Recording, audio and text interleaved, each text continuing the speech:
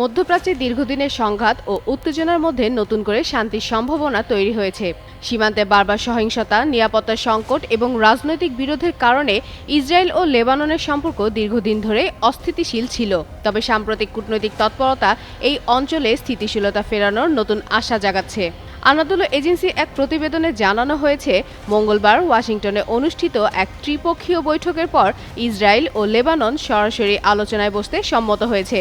মার্কিন পররাষ্ট্রমন্ত্রী মার্ক রুবিওর মধ্যস্থতায় আয়োজিত এই বৈঠকে লেবাননের রাষ্ট্রদূত নাদা হামাদেহ এবং ইসরায়েলি রাষ্ট্রদূত ইয়েচেল লেইটার অংশ নেন এবং নির্দিষ্ট সময় ও স্থানে সংলাপ শুরু করার বিষয়ে ঐকমত্যে পৌঁছান। নন ইনভার্টার এসির দামে ঘরে আনুন বিদ্যুৎ সাশ্রয়ী ইনভার্টার এসি। এখন 1.5 টন মাই ওয়ান ইনভার্টার এসি মাত্র 48,900 টাকা পাওয়া যাচ্ছে মিনিস্টার শোরুমে।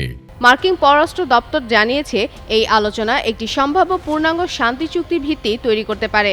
ইসরায়েল সশস্ত্র গোষ্ঠীগুলোকে নিরস্ত্র করা এবং নিরাপত্তা জোরদারের উপর গুরুত্ব দিয়েছে।